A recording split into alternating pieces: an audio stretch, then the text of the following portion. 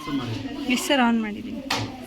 ಈಗ experiment name ಏನು? Resistance per unit length of the wire. ಈಗ ಇದರಲ್ಲಿ ಕ್ವಶನ್ಸ್ ಏನು ಕೇಳ್ತಾರೆ? So what is the meaning of resistance? Resistance ಅಂದರೆ measure of ability of wire to oppose current. ಅಂದರೆ current flow ಆಗೋದನ್ನು oppose ಮಾಡಿ. So that is called resistance. So what are the factors affecting resistance? Resistance is directly proportional to length, inversely proportional to area. It depends on temperature also. So this is ammeter. How do you connect ammeter in a circuit? Ammeter is always connected in series. So how do you connect voltmeter in a circuit? Voltmeter is always connected in parallel. Ammeter is always connected in series. Voltmeter is always connected in parallel. So what is the meaning of ammeter? Instrument used to measure current flowing in a circuit. What is ammeter anta keltare? Instrument used to measure current flowing in a circuit. What is voltmeter? Instrument used to measure potential difference across the wire. Sarina? So this is rheostat. What is this? Rheostat. Idu lower terminal, idu lower terminal. Idu upper terminal. Idu bandu upper terminal. Okay. So what is the function of rheostat andre? It varies the current and voltage. Varies current and voltage. ಈಗ first ನಾವೇನು ಮಾಡಬೇಕು ಅಂದರೆ, ಈಗ ಒಂದು wire, ಮ್ಯಾಂಗನೀನ್ wire. So ಇದನ್ನು ನಾವೇನು ಮಾಡ್ತೀವಿ, volt meter positive connect ಮಾಡಿ ನೋಡ್ತೀವಿ. ವೋಲ್ಟ್ ಮೀಟರ್ ಪಾಸಿಟಿವ್ ಕನೆಕ್ಟ್ ಮಾಡಿ ಆರಾಮಾಗಿ ಕನೆಕ್ಟ್ ಮಾಡಿ. ವೋಲ್ಟ್ ಮೀಟರ್ ಪಾಸಿಟಿವ್ಗೆ ಆಯಿತಾ. ಸೊ ವೋಲ್ಟ್ ಮೀಟರ್ ಪಾಸಿಟಿವ್ಗೆ ಈಗ ನಾನು ಕನೆಕ್ಟ್ ಮಾಡಿದ್ದೀನಿ. ಈಗ ಇನ್ನೊಂದು ವೈರ್ ಇದೆಯಲ್ಲ, ಇದು ಎಲ್ಲಿ ಹೋಗುತ್ತೆ? ಆ್ಯಮ್ಮೀಟರ್ ನೆಗೆಟಿವ್ ಹೋಗುತ್ತೆ. ಸೊ ಮತ್ತೆ ಇನ್ನೊಂದು ವೋಲ್ಟ್ ಮೀಟರ್ ನೆಗೆಟಿವ್ಗೆ ಇನ್ನೊಂದು ವೈರ್ ಕನೆಕ್ಟ್ ಮಾಡಬೇಕು. Volt meter negative. It's very simple. Connections ನೀವು ಕರೆಕ್ಟಾಗಿ ಮಾಡಿದ್ರೆ ಆರಾಮಾಗಿ ಬಂದಿದೆ. ಈಗ ಇದನ್ನು ನೀವು ನೆಗೆಟಿವ್ಗೆ ಕನೆಕ್ಟ್ ಮಾಡಿ. ಇದು ಮೈನ್ ನೆಗೆಟಿವ್ ಕನೆಕ್ಟ್ ಮಾಡಬೇಕು, ಆಯಿತಾ. ಈಗ ಈ ವೈರ್ ನೆಗೆಟಿವ್ ಟರ್ಮಿನಲ್ಗೆ ಕನೆಕ್ಟ್ ಆಗಿದೆ. ಈಗ ಇಲ್ಲಿಂದ ಎಲ್ಲಿ ಹೋಗುತ್ತೆ? ಹೀಗಿದೆಯಲ್ಲ, ಇದು ಅಪ್ಪರ್ ಅಂದರೆ ಇಲ್ಲಿ, ದಿಸ್ ಇಸ್ ಅಪ್ಪರ್ ಟರ್ಮಿನಲ್. ಇದು ಲೋಯರ್ ಟರ್ಮಿನಲ್, ಇಲ್ಲಿ ಕನೆಕ್ಷನ್ ಇಲ್ಲ. ಇದು ಡೈರೆಕ್ಟಾಗಿ ಅಪ್ಪರ್ ಟರ್ಮಿನಲ್ ಹೊರಟೋಗ್ಬಿಡೋದು, ಆಯಿತಾ. ಮತ್ತು ಇಲ್ಲಿ ಲೋಯರ್ ಟರ್ಮಿನಲಿಂದ ಬ್ಯಾಟ್ರಿ ನೆಗೆಟಿವ್, ಇದು lower terminal, this is lower terminal. ಇಲ್ಲಿಂದ ಎಲ್ಲಿ ಹೋಗುತ್ತೆ? Battery negative. ನೋಡ್ಕೊಳ್ಳಿ, ನೀವು ಕನೆಕ್ಷನ್ಸ್ ನೋಡ್ಕೊಳ್ಳಿ. ಕನೆಕ್ಷನ್ಸ್ ಲೋಯರ್ ಟರ್ಮಿನಲಿಂದ ಬ್ಯಾಟ್ರಿ ನೆಗೆಟಿವ್. ಕರೆಕ್ಟಾ? ಹಾಂ. ಮತ್ತು ನೆಕ್ಸ್ಟ್ ಈಗ ಈ ವೈರ್ ವೋಲ್ಟ್ ಮೀಟರ್ ಪಾಸಿಟಿವಿಂದ ನೋಡಿ, ಆ್ಯಮ್ಮೀಟರ್ ನೆಗೆಟಿವ್ ನೋಡಿ. ವೋಲ್ಟ್ ಮೀಟರ್ ಪಾಸಿಟಿವ್ ಇಲ್ಲಿಂದ, ವೋಲ್ಟ್ ಮೀಟರ್ ಪಾಸಿಟಿವಿಂದ ಎಲ್ಲಿ ಹೋಗಿದೆ? ಆ್ಯಮ್ಮೀಟರ್ ನೆಗೆಟಿವ್. ಸರ್ಕ್ಯೂಟ್ ಡಯಾಗ್ರಾಮ್ ನೋಡಿಕೊಂಡು ಕನೆಕ್ಷನ್ ಮಾಡೋದಕ್ಕೆ ಬರುತ್ತೆ. ಆ್ಯಮ್ಮೀಟರ್ ನೆಗೆಟಿವ್ ಹೋಗುತ್ತೆ. ಸೊ ನೆಕ್ಸ್ಟ್ ಮತ್ತೆ ಆ್ಯಮ್ಮೀಟರ್ ಪಾಸಿಟಿವಿಂದ ಬ್ಯಾಟ್ರಿ ಪಾಸಿಟಿವ್ ಹೋಗುತ್ತೆ. ಆ್ಯಮ್ಮೀಟರ್ ಪಾಸಿಟಿವಿಂದ ಬ್ಯಾಟ್ರಿ ಪಾಸಿಟಿವ್. ಆ್ಯಮ್ಮೀಟರ್ ಪಾಸಿಟಿವಿಂದ ಬ್ಯಾಟ್ರಿ ಅವೇ ಕನೆಕ್ಷನ್ಸ್ ಕಂಪ್ಲೀಟೆಡಾ? ಓಕೆ, ಇನ್ನೂ ಒಂದ್ಸರಿ ಹೇಳ್ತೀನಿ, ನೋಡ್ಕೊಂಬಿಡಿ. ಸರ್ಕ್ಯೂಟ್ ಡಯಾಗ್ರಾಮ್ ನೋಡ್ಕೊಳ್ಳಿ, ಮತ್ತು ಕನೆಕ್ಷನ್ಸ್ ನೋಡ್ಕೊಳ್ಳಿ. ಈಗ ವೋಲ್ಟ್ ಮೀಟರ್ಗೆ ಪ್ಯಾರಲ್ ಆಗಿ ವೈರ್ ಕನೆಕ್ಟ್ ಮಾಡಬೇಕು. ಸೊ ಈಗ ವೋಲ್ಟ್ ಮೀಟರ್ ಪಾಸಿಟಿವಿಂದ ಎಲ್ಲಿಗೋಗಿದೆ ನೋಡಿ? ಆ್ಯಮ್ಮೀಟರ್ ನೆಗೆಟಿವ್ ಹೋಗಿದೆ. ಸೊ ಮತ್ತು ಆ್ಯಮ್ಮೀಟರ್ ಪಾಸಿಟಿವಿಂದ ಎಲ್ಲಿಗೋಗಿದೆ? ಬ್ಯಾಟ್ರಿ ಪಾಸಿಟಿವ್ ಹೋಗಿದೆ.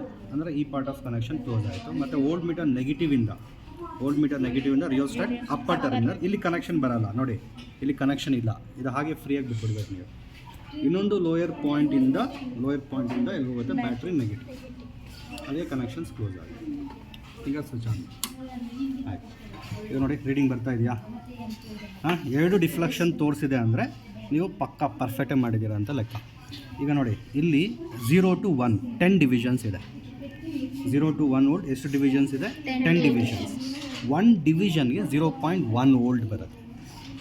1 ಡಿವಿಷನ್ಗೆ 0.1 ವೋಲ್ಟ್. ಮತ್ತು ಇಲ್ಲಿ 0 to 1 volt in between 10 divisions ಇದೆ.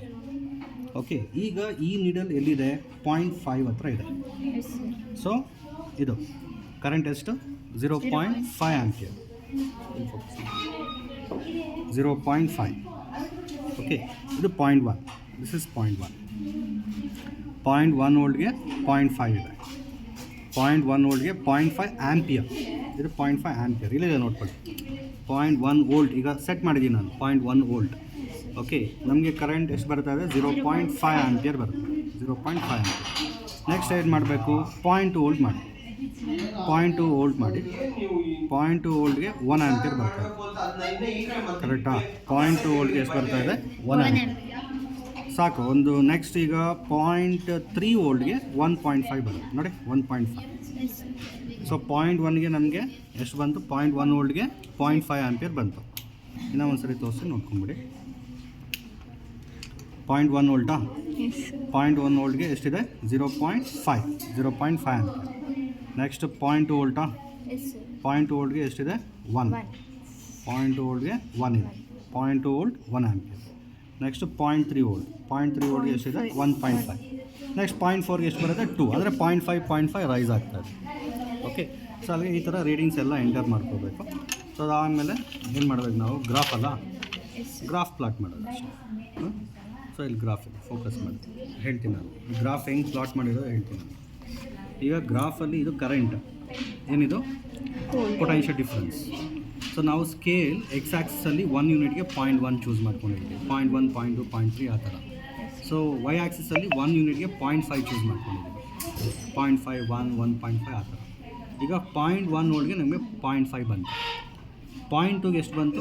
1 ವೋಲ್ಟ್ ಬಂತು, 0.3ಗೆ ಎಷ್ಟು ಬಂತು? 1.5. ಅರ್ಥ ಆಗ್ತಾ ಇದೆಯಾ? 0.4ಗೆ ಎಷ್ಟು ಬಂತು? 2. ನೆಕ್ಸ್ಟ್ 0.5ಗೆ ಎಷ್ಟು ಬರುತ್ತೆ? 2.5. 0.6ಗೆ ಎಷ್ಟು ಬರುತ್ತೆ? 3 ಬರುತ್ತೆ.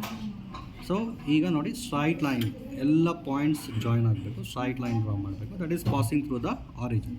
ಅದಾದಮೇಲೆ ಸ್ಲೋಪ್ ಮಾಡೋದು. ಸ್ಲೋಪ್ ಅಂದರೆ ಏನು? Vertical distance divided by horizontal distance between 2 points on A straight line. ಈಗ ಇಲ್ಲಿದೆ ಎ ಬಿ ಎಷ್ಟಿದೆ? 1, 2, 3 ಯೂನಿಟ್ಸ್ ಇದೆ.